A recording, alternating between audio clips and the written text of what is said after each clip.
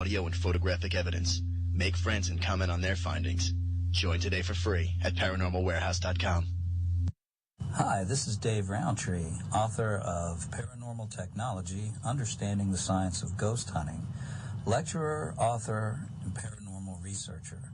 And when you're not busy in the field, do what I do and listen to the Mallard Report.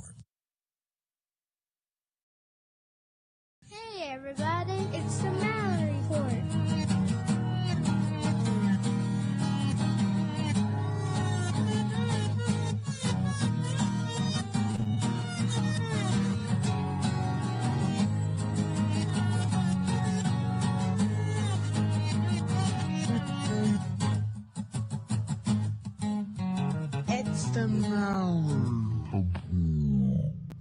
The opinions expressed on the Mallard Report are those of the hosts and participants and are not intended to and do not necessarily reflect the opinions of any simulcasting radio network or sponsor. All listeners are advised to make their own decisions.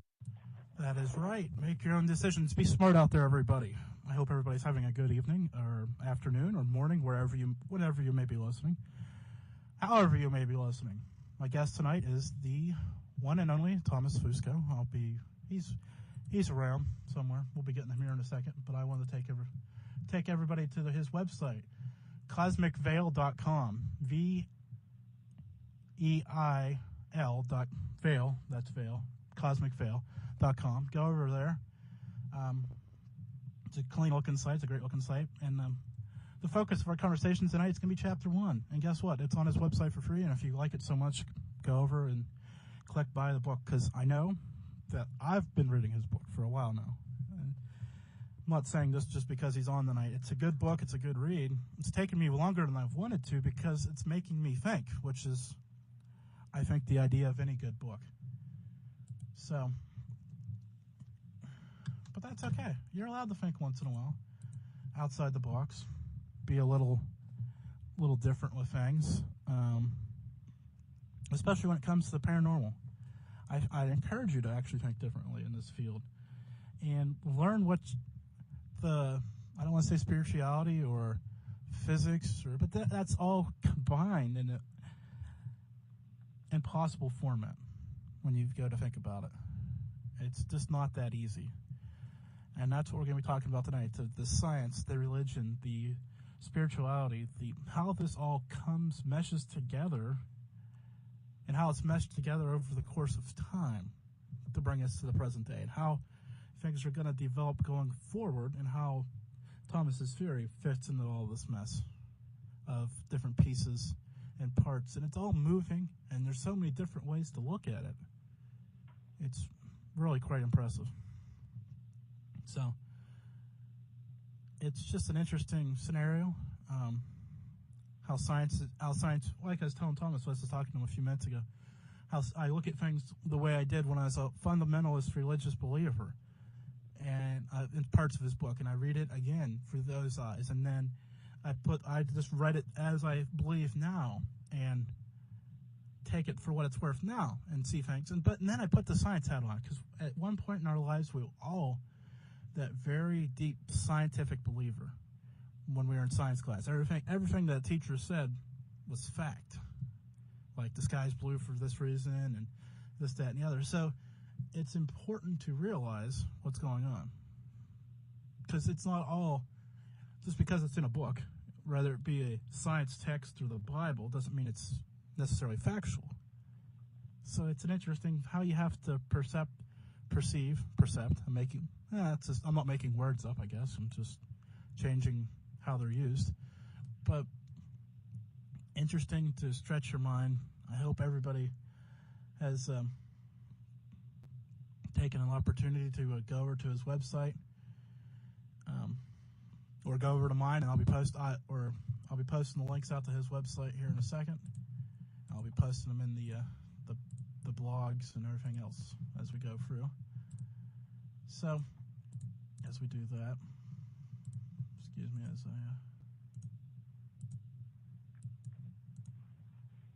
Are you back, Thomas? Oh, I'm here, yes. So, how are you doing tonight? I'm back on the Mallard Report. So how are you doing tonight? And then we'll ask how you've been. Well, fair to middling, thank you. Been busy by the looks of it. I was just looking at your interview list. It seems like you're always out there hopping around.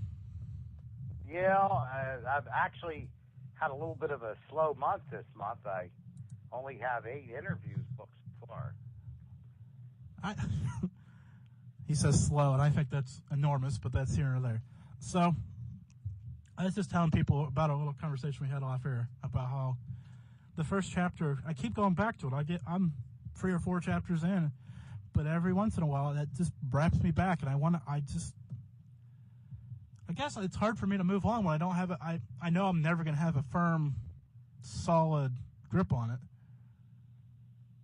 But, well, tell people what we were just talking about, how religion and science and how we have to work that balance out. Okay.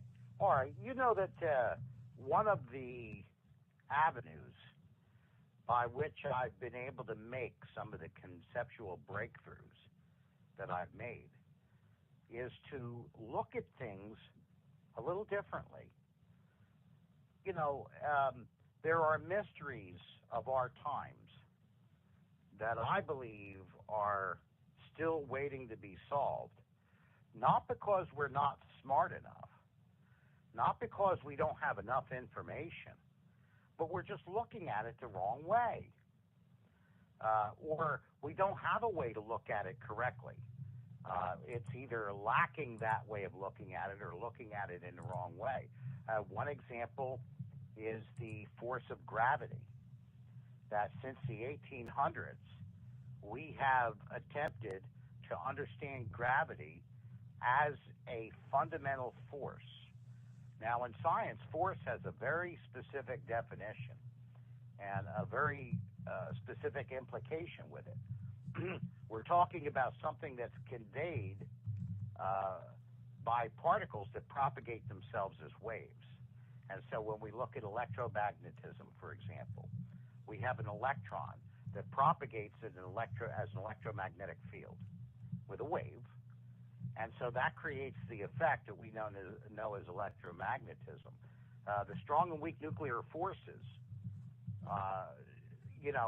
conform to this same model. But every time we approach gravity with that paradigm, we come up empty-handed. We cannot find a graviton. We cannot find a wave of gravity. Every time we try to use calculations that apply to the other forces, they don't work with gravity. When we have these two great systems in science, relativity and quantum physics, and the thing that prevents us from combining them is gravity. We cannot reconcile both of these together because of this bone in our throats called gravity. We look at the standard model of the universe. When I say standard model, I mean the official one, capital S, capital M, that physicists use to lay out a map of the particles and all their interactions. There is actually not only no expression for gravity in that model, but there's no place for it. And yet the model works without it, and it shouldn't. It should require a graviton, and yet it doesn't. And so this is an example where I stood back and said, wait, the problem is not that we're stupid. The problem isn't that we haven't built a bigger or sensitive enough detector. Problem is that we're looking at it the wrong way. Gravity must not be a conventional force like the other three.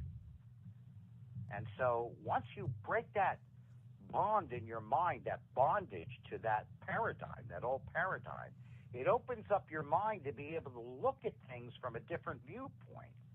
And that's where I've made some of the breakthroughs I've had in my work. Yeah, and it's tough when you're sitting here going, they can't prove gravity. I mean, everybody's believed, that was one of the, you drop the apple, it falls, of course. It seems we can prove, we know almost everything there is to know about gravitational effect. But what the substance of gravity is, we're still very much ignorant of it. So, I guess that gives us paranormal people hope, though. right? Yes, Is that- because when Go ahead. we observe paranormal phenomena, we're observing real physical effects. But we still don't have a good idea of what the substance of those effects are, what the actual cause is. Just interesting to think about all the different ends and ramifications. Tonight, my guest is Thomas Fusco, author of Behind the Cosmic Veil. I wanted to say below for some reason. Well, that would be another way of looking at it. Oh boy. But the other interesting thing I find is how at different points through history, of course this doesn't surprise anybody, but it still just fascinates me to no end, how religion has held back science just to keep the mysticism alive, so we don't prove too much to make people not want to believe in what they're selling. We have to look at history. I'm a very strong advocate that to understand the current state of anything, that we need to look back at history and see, where we came from. And for the longest time, what is considered today as commonplace scientific method and scientific thought, the way of looking at reality around us, is not all that old. It's only a handful of centuries old. Before that time, the world was described by religion. The earth started, it came into being by any number of a myriad of legends or fables that would talk about how these things came into being, why this is this way, why this is that way. And of course, this was a fundamental paradigm of humanity, perhaps except in Western civilization, maybe about 500 years ago. And then we started seeing this emergence of this idea that reality can be observed and understood on its own merits, that we can observe it and form conclusions from it. This is a very different frame of mind that we're accustomed to today as commonplace, but the ancients had no conception like this in the way that they looked at everything. So when science began to make these kinds of discoveries, of course they were in direct violation or in direct conflict with religious beliefs. However, and again, Jim, this is part of history that we need to understand too, particularly in Western civilization. Religion is what held society together. Religion is what made people behave in a certain way. Religion was, and the idea of there was right and wrong, and there was an eternal reward or punishment for it, kept civilization in line. When the United States of America was founded, and it wasn't founded on the Constitution, Abraham Lincoln said that, 87 years before, 1863, our fathers brought forth a new nation. And he was talking about the year 1776 of the Declaration of Independence, where it was established, we hold these truths to be self-evident, that all men are created equal, that they're endowed by their Creator with certain inalienable rights. And so it was the religion that determined what our actions and behaviors were going to be in forming a new nation and rebelling from England. Science presented a direct challenge to that, and in some cases threatened to actually unravel the fabric of society. So there was a very real reason for religion to want to restrain this science. Yeah, it's just, I don't know. It should be. I don't know. Maybe I'm just not willing to. I don't want to accept it at face value, because it's worth accepting at face value. But when it rocks you to your core at many different points, like I was saying to you off air, and I was saying at the beginning of the show about how when you first get that first science and you see everything and it makes so much sense, you just believe all of that, and then you believe everything religion tells you at one point in your life, and then then you get to the point where you're at today in life, and you go, it's different again because you've seen different things, you've experienced different things, and so it's just remarkable how this overlaps so many different facets of history and modern beliefs and old beliefs. It's just, I told you earlier, it's not good for me to be speechless, but that's where I'm at again. Well, this is a difficult subject.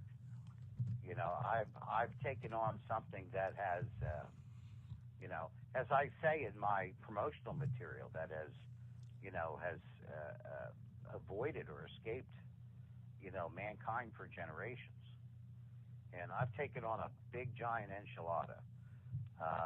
And so in doing that, we're addressing fundamental questions, not only about the nature of reality, which is when I talk about these things on other radio shows, sometimes that comes up, and I try to make it clear to people that most of what they've ever heard about theoretical work, whether it's philosophical or metaphysical or scientific or religious, most of it addresses the nature of reality. My work addresses the source of reality. What does reality actually emerge from, and what is that mechanism? And when you get into that, you're dealing with, you know, some pretty big issues.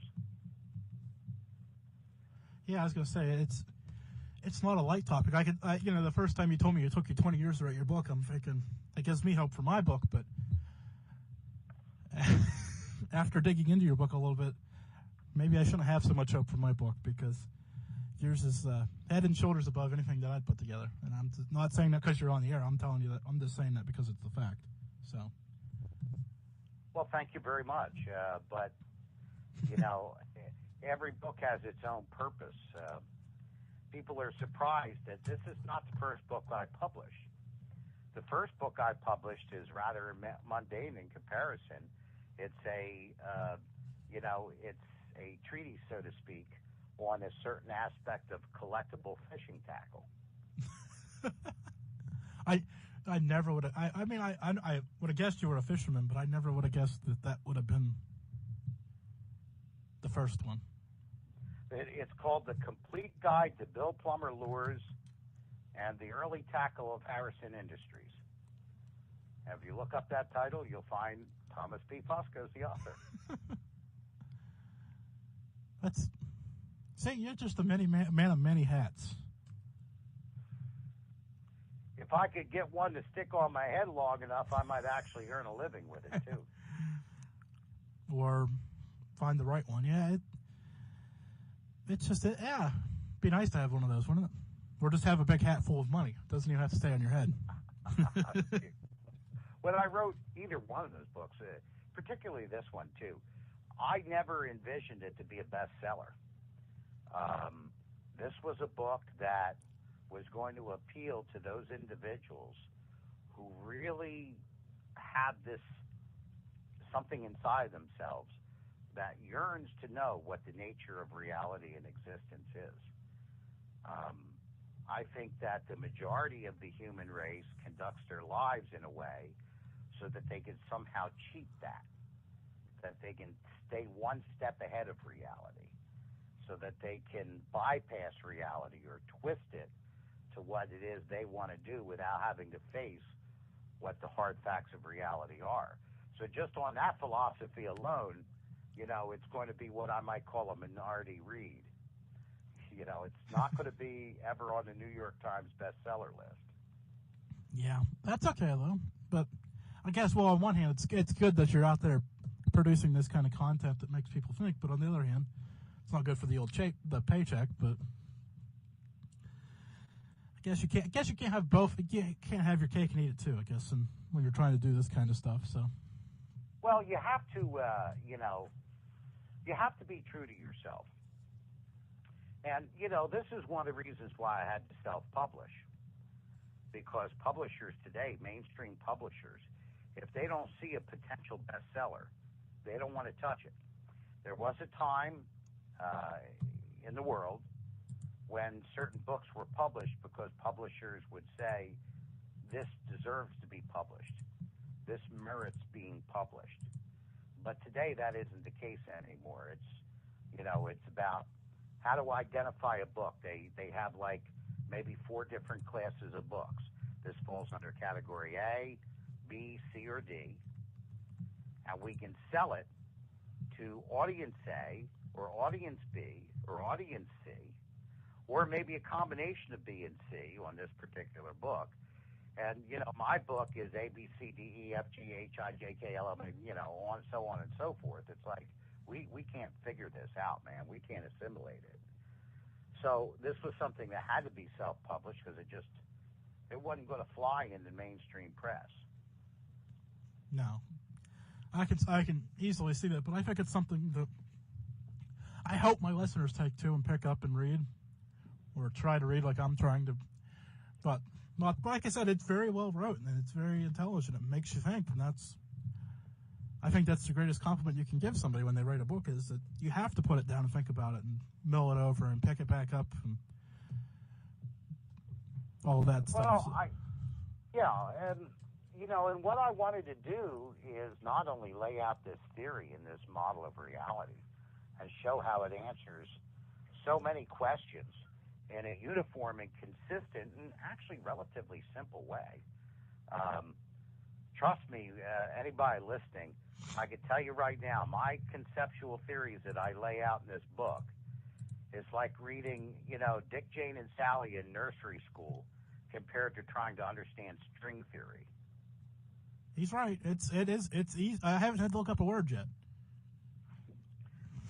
So for what that's worth, I mean. Yeah, that's true. So what I wanted to introduce people, I wanted to get them to think like what you're talking about, Jim. Don't take this for granted. This that you were taught in school, don't take that necessarily for granted. Certain ways of looking at things that were traditionally taught to us and that we traditionally practice may not be the correct ways. And here are the reasons why. And if we look at it this way instead, this is how far it gets us in our understanding. And so, I wanted people to be challenged to, look at things in a different way. And I think that, from what I've been told, I've pretty much accomplished that. And let's reset here again. My guest tonight is Thomas Fusco, author of Behind the Cosmic Veil, cosmicveil.com, V-E-I-L, veil.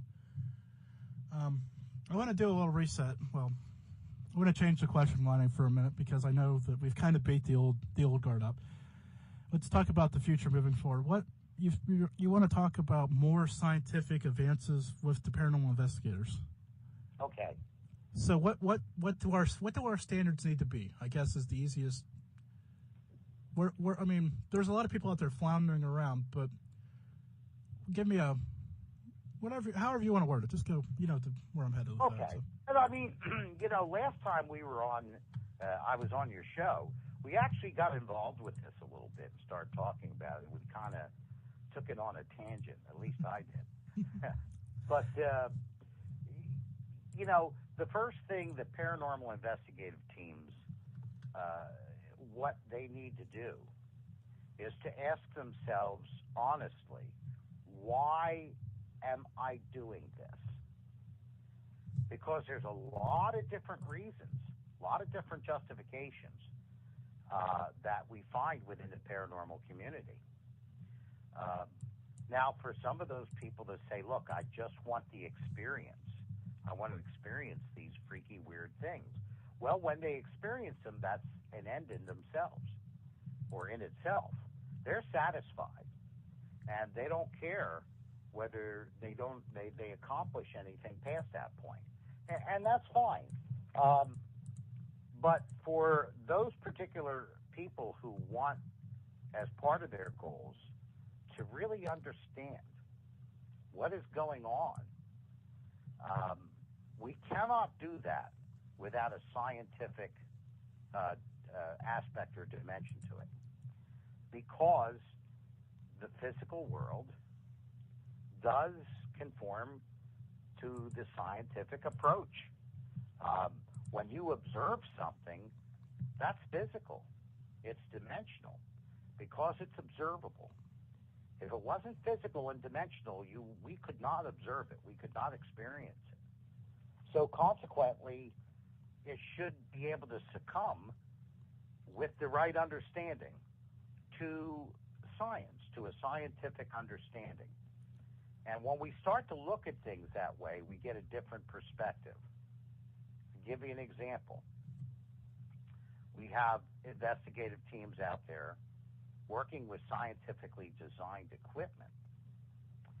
And because of that, they sometimes think that they're actually doing science, when in fact, they're really not. They're just using measuring devices to record certain aspects of reality. But that's just gathering information. That's just gathering data. Science is a more involved process where you pose a question first, and then you gather data, and then you form a hypothesis, and so on and so forth. There's a method to it. Give you an example. How many people hear on a paranormal investigation where they hear a disembodied voice and actually visualize that this is a vibration of air as a medium, that there is some source that's creating a vibration that's being carried through the medium of air and activating our eardrums or a recording microphone? If you look at it from a scientific way, it begins to make you focus and ask different kinds of questions. Or if someone sees an apparition, how many investigators actually stop and realize that what they're witnessing is an effect that emits or reflects photons into their eyes? That it's presenting a surface that reflects photons as any other physical object would do. When you look at it in that scientific way, it causes you to not only ask different kinds of questions, but it allows you to ask more questions and go in more directions than that you would ever consider if you didn't look at it that way. Yeah, and just sitting here as you were asking, the first question, being the radio show host, I don't want to be live speech, was going back to the full body apparition is, where'd it go? Where'd it come? I mean, it just materialized and then was gone within that second or 2 seconds that you seen it. Where'd it come from? Where'd it go? All these, it's just, everybody wants to see one. But then once you see one, I hope that people start asking how, where, how, why, all those other questions that go with it. Another very important question, Jim, is what it is. What is it? See, when you just think about it traditionally, well, it's a ghost, it's a deceased person, it's some intelligence that's manifesting itself. You never allow your mind, the door of that inquiry in your mind is shut by that belief. Not that the belief is wrong, but that it eliminates you from stopping and thinking, what did I just physically witness? What was that physically? And that's where you start thinking about, well, we saw a materialization, and this is what I describe it as. It's a materialization in local space of a coherent and recognizable collection of information that's presenting a surface that reflects photons. Now we're getting somewhere. Now we're starting to describe what I call like a police force investigating a crime scene. We're starting to talk about the forensics. We're identifying the gun. In other words, the victim laying dead on the ground in a pool of blood with a hole in his head, and finding the perpetrator. Those are only two elements. it's not enough. And most of the time in paranormal research and investigation, that's the end of the reasoning, seeing the effect and figuring out who done it. But there's hardly any consideration as to what the weapon is, how it's constructed, how it works, what it is that you observed physically. And so just the scientific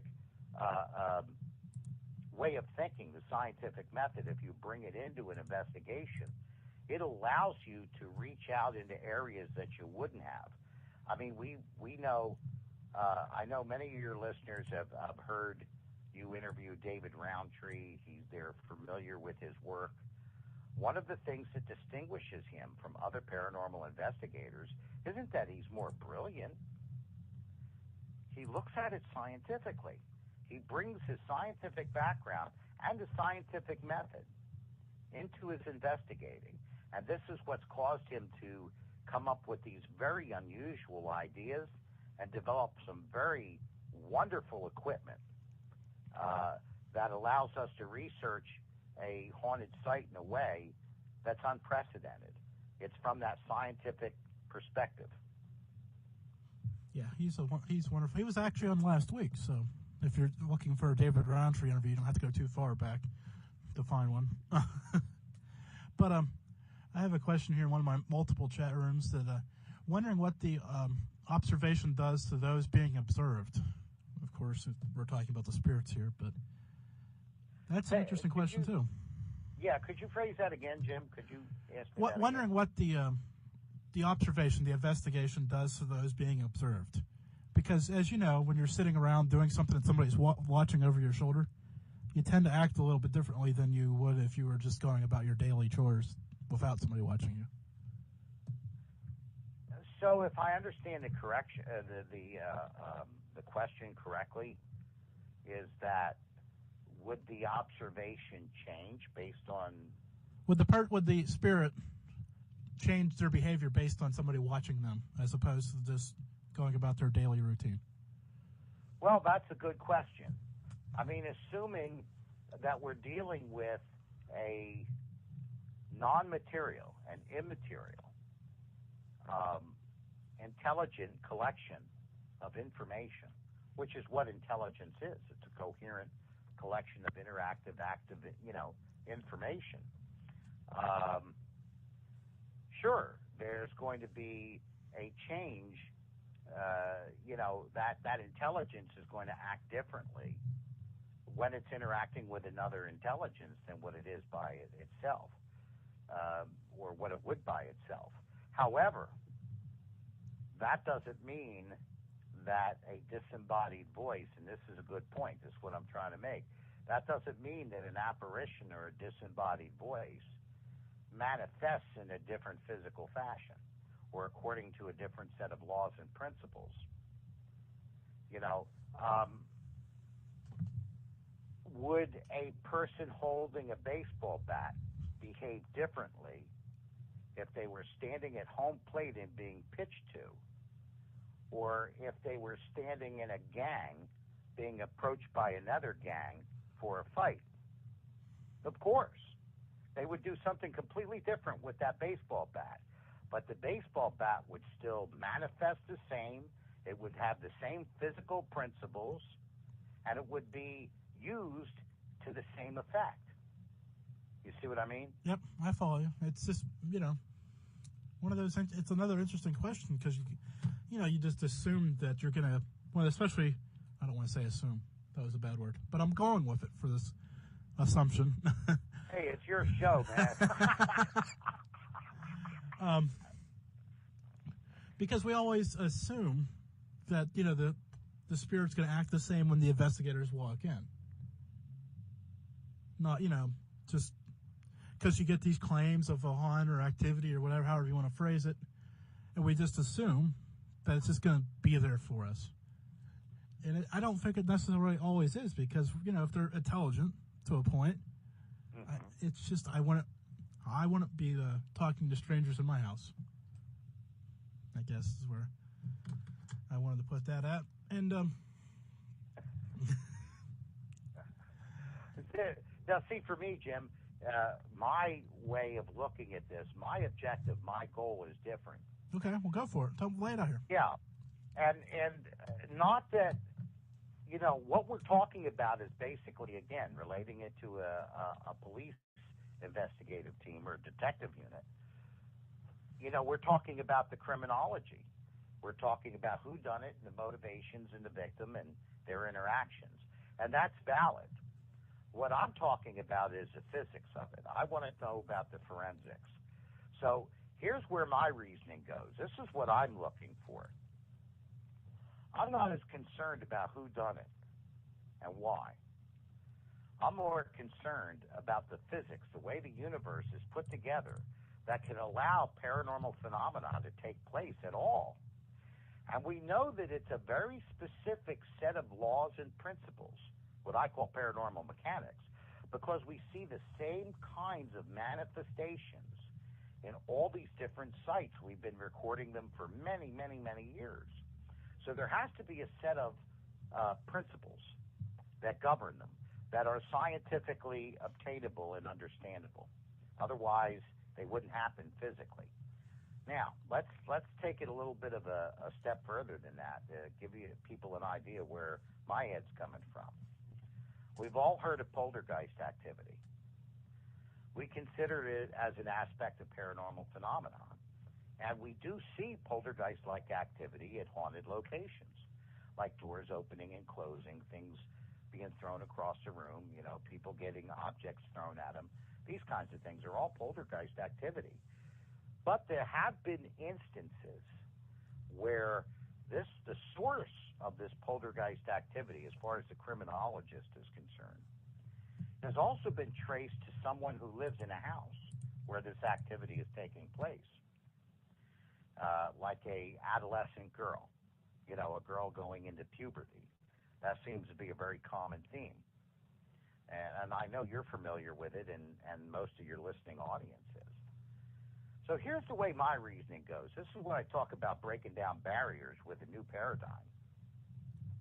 That means that a living intelligence inside of a human being can produce the same kind of effect as a non-physical intelligence, a disembodied intelligence. Now, what that tells me is that effect could be understood and could be exploited technologically. So that if we understood these laws and principles, we would be able to technologically make a book fly off of the shelf by itself, or make voices project out of thin air.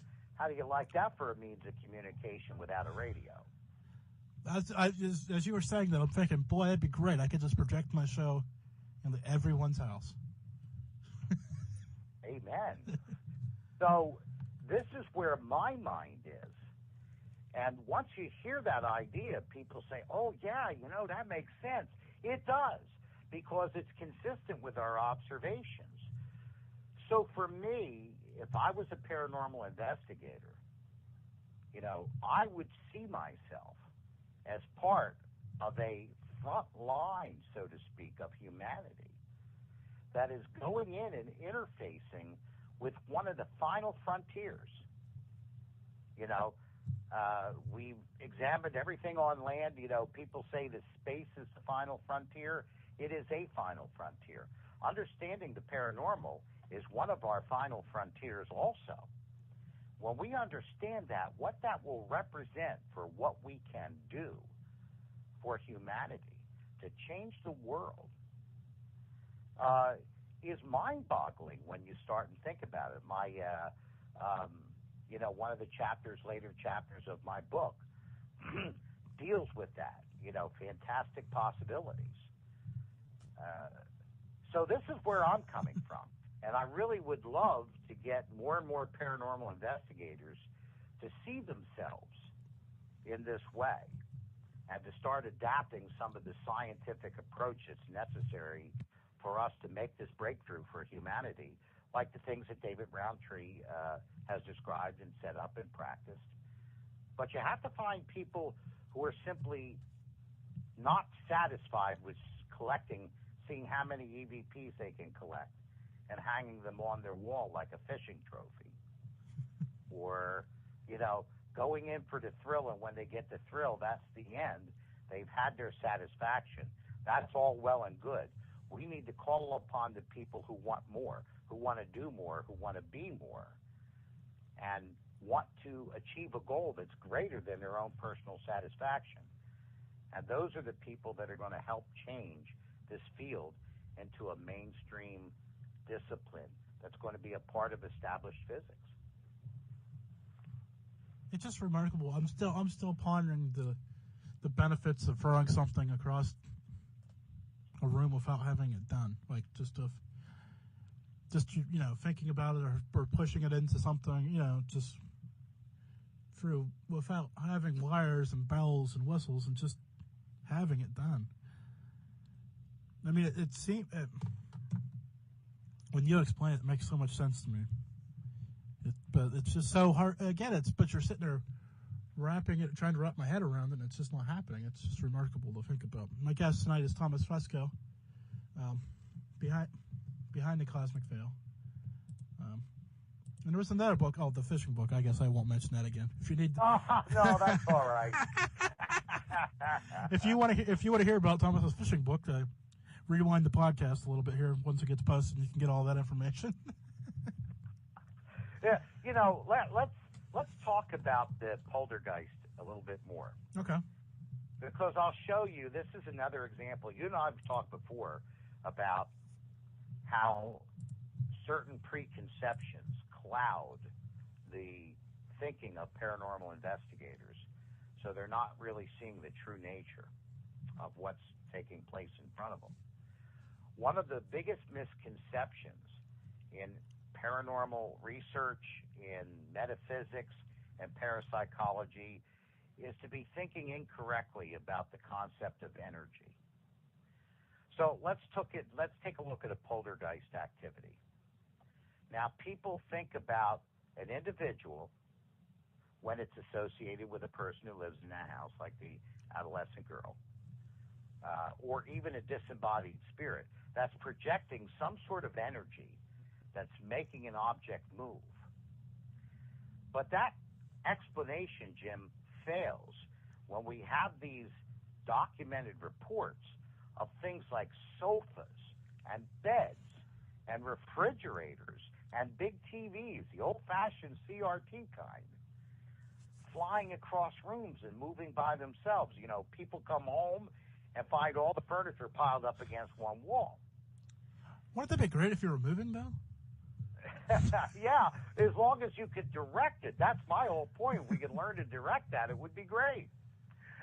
But the idea is that when you take a look at an object like a refrigerator, you have to come to the conclusion that the idea of an adolescent girl projecting energy is wrong, because the entire available energy output of her being would be insufficient to move something like that.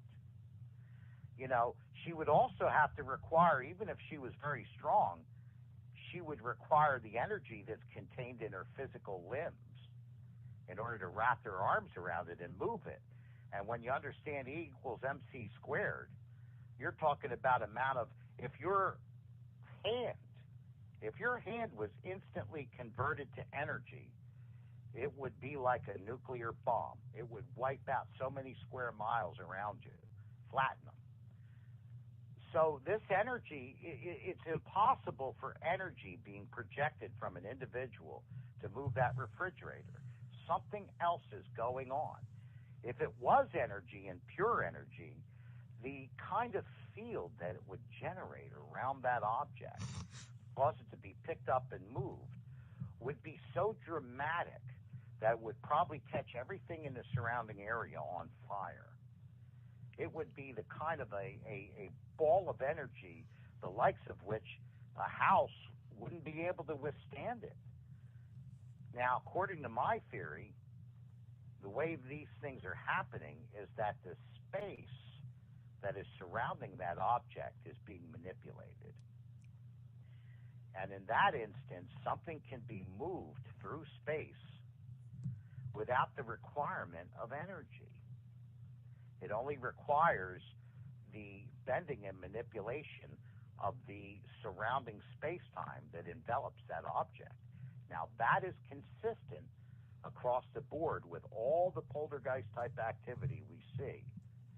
And the lack of phenomena we see, like giant crackling energy fields, which we never see, that model is the only one that's consistent with every observable aspect of poltergeist phenomena.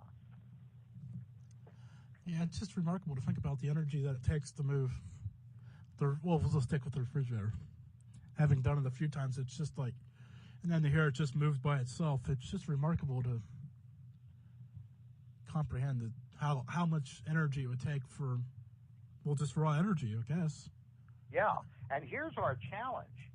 When you have something that, according to the material and conventional means, science would see it as impossible, like the impossibilities I described, like burning the house down or blowing up so many square miles. It makes it easy for them to dismiss this as a bunch of BS because it's impossible. And when paranormalists promote an impossible model and they say, oh, it's energy, then it makes it easy for the scientific community to say these guys are morons. This is what my work does. For the first time, it supplies the paranormal community with a workable model that transcends mainstream science and is consistent with a lot of different theoretical work in mainstream science. And so we're no longer talking about something that's theoretically impossible, and we're no longer talking like idiots. And I don't mean to be offensive by that. You know, you have to understand behind my emotion behind it, what I'm saying is a motivation that says, guys, I want you to be a mainstream discipline. I don't want you to be a bunch of weirdos and, freak shows. The time for that is over. People watch these paranormal TV shows because it's weird, it's freaky, it's entertaining. Just like our parents years ago watched Alfred Hitchcock and Rod Serling. I don't want us to be that anymore. And so that's why I say some of the things that I say, not to insult anybody, but to get them to think along these lines. Yeah, you have to think. There you go. There's the first word that popped up. You just can't accept everything, because if you accept everything, there's no point in doing what you're doing. Because somebody's already thought it out and already done it. So you're just as I told you in the last interview, doing the shampoo thing. So it's all right to step outside your comfort level once in a while and at least discuss these ideas with somebody, either your team or somebody you know, or a guest on a radio show, as it is. Well, now, this is something interesting, Jim. I wanted to interject. I'm watching a particular chat room on your iTalk Paranormal site. And, there's a little bit of a conversation going on about so many theories and nobody has the answer. Well, here's something else that I want to make a point. There's a distinction between a theory and a scientific theory. And again, we're referring to science. The difference between a theory and a scientific theory is that a scientific theory makes predictions about aspects of reality that are experimentally testable. It's not just a theory that says, well, I think it goes this way and this is why, or I think it's like this and this is why. It's a theory that says, because I think that it goes this way, that it is this way, we could conduct an experiment and measure a certain piece of reality in a way that we've never done before, and we will find a completely unexpected result that was predicted by the model that theory brought forth.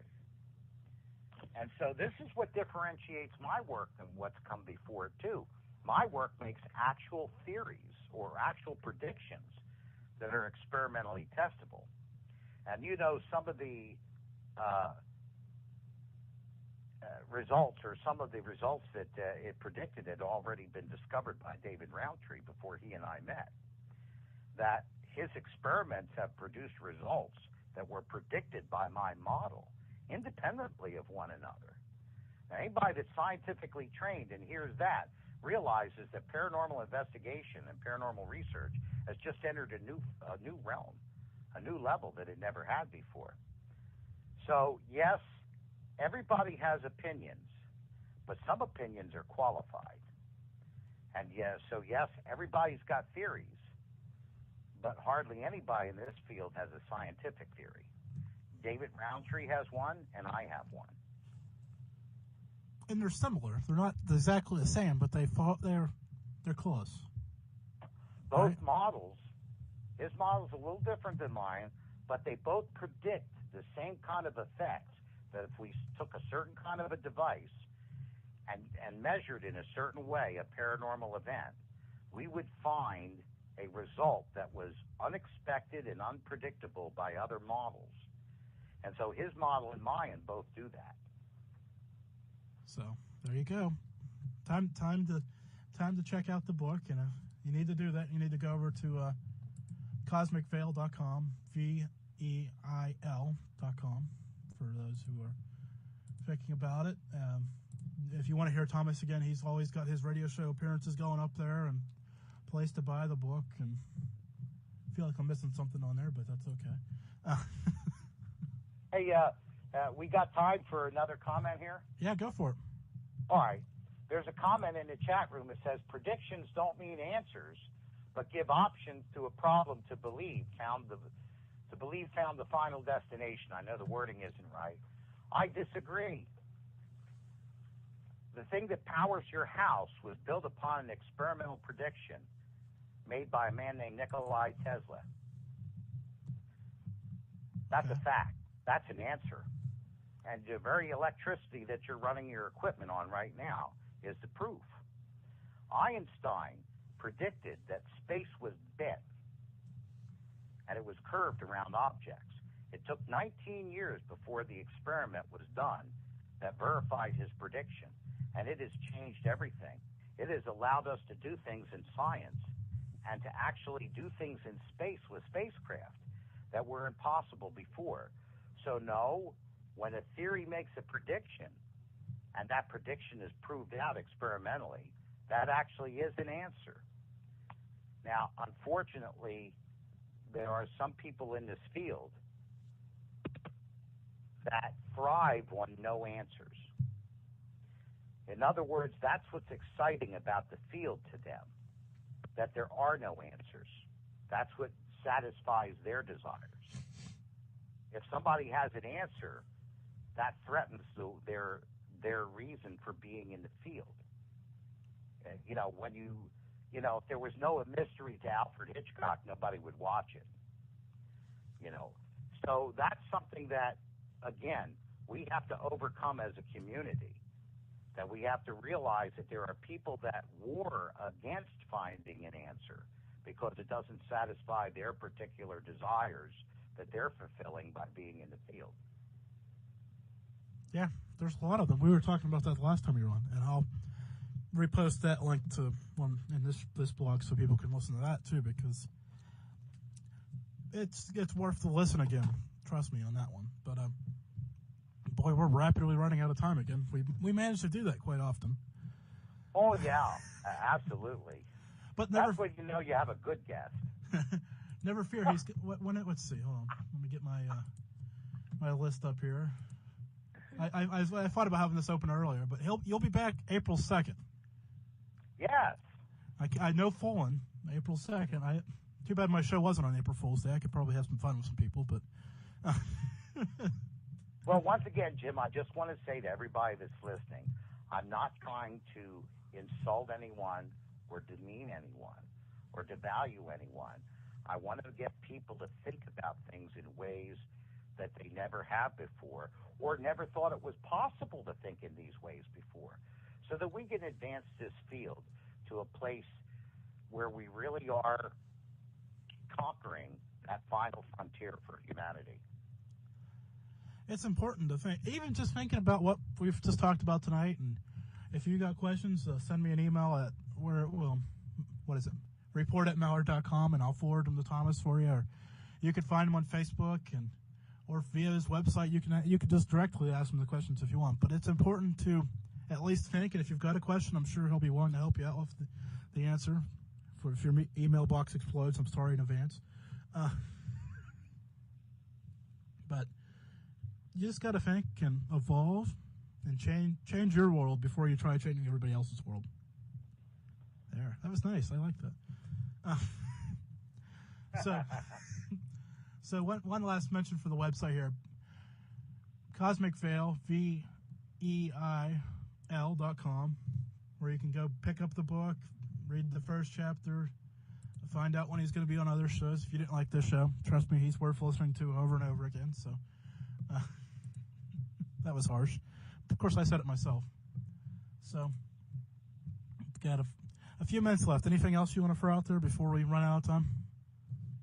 Well, again, we have in the paranormal, we have a phenomenon, a collection of phenomenon that can be understood if we begin to approach it in a different way. And if you think about what the gains that can be made for humanity by understanding how electromagnetic fields emerge of themselves out of thin air, can you say, limitless free power? Things that can materialize. You're talking about feeding the world, that you can materialize a form out of thin air. If you look at things this way, you will begin, maybe some of you will begin to be motivated to say, you know what, there's more to this. Let me become a part of this. Let me be one of these researchers that looks for these answers, that wants to explore the final frontier. And then that will help increase this movement to elevate this field to the place where it really needs to be. Yeah, I think at least you've got to at least try to move forward. It's not going to happen overnight. I don't think anybody's going to. I could be wrong. Everybody could wake up tomorrow and be a much better investigator and much better person, but I've got a challenge on the chat room. I'm on Facebook, Tom. Please look me up. I think we can have some serious debates. Influence me, dare you? I could set I could set that up. What can I say? If we need to set that up, I could set that up for you, because I think I have you both on my friends list. So. Yeah, it's like, no, I can't convince a junkie not to keep putting a needle up his arm. I don't have that power. If you're in a place and you're convinced nothing can move me, you're right. Nothing will move you. That's the force of your free will. But that's not the point, is it? No. It's exciting to think about, and that's all we can do is think. Hey, I want to thank you for coming on. I want you to hang out with me because I want to tell you something off air. I want to get your opinion about something. Okay, sounds great, Jim. Hey, thanks for having me on the show. It's always a great time, and I'm really grateful to be. Before we flip that on-air sign to the off position, a quick reminder. For all things about the report, previews, and reviews, go to www.mallard.com. That's www.mallard.com. And if you want to read more about my team, or Jim's team, or just keep up to date on the report, visit italkparanormal.com. That's italkparanormal.com. Good night. This is Thomas Fusco, author of the book Behind the Cosmic Veil, A New Vision of Reality, and you are listening to The Mallard Report. Hey everybody, it's the Mallard Report.